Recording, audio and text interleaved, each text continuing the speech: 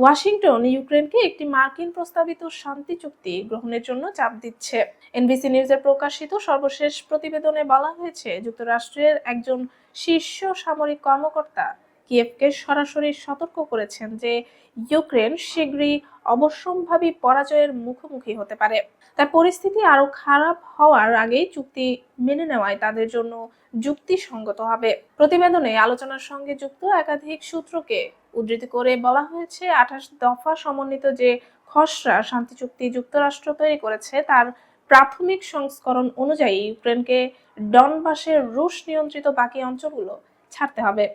Kherson ও Zaporizhzhia অঞ্চলের সম্মুখ ভাগ যেখানে আছে সেখানেই স্থির থাকবে এবং ইউক্রেনের সেনাবাহিনীর আকারও সীমিত করতে হবে। গত সপ্তাহে কিয়েভ সফরে এসে ইউক্রেনীয় কর্মকর্তাদের সঙ্গে আলোচনায় এই কঠোর বার্তা দেন মার্কিন সেনাবাহিনীর সচিব ড্যান ব্রিস্টল।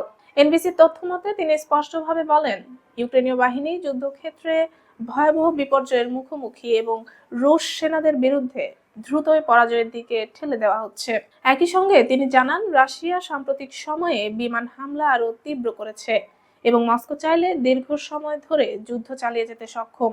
ব্রিস্কল সতর্ক করেন, ইউক্রেনের জন্য প্রয়োজনীয় পরিমাণ অস্ত্র ও বিমান প্রতিরক্ষার ব্যবস্থা সরবরাহ করা এখন যুক্তরাষ্ট্রের পক্ষে আরো সম্ভব হচ্ছে না। এনবিসির এক সূত্র বলছে, মার্কিন বার্তার সার কথা ছিল, আপনারা যুদ্ধ হারছেন, তাই চুক্তি মেনে নেওয়া ছাড়া উপায় নেই। এদিকে ইউক্রেন স্পষ্টভাবে জানিয়ে দিয়েছে যে তারা এই শর্তে চুক্তি স্বাক্ষর করতে প্রস্তুত নয়। এরপর মার্কিন পক্ষ থেকে খসড়ার কিছু সংশোধন আনা হয়েছে।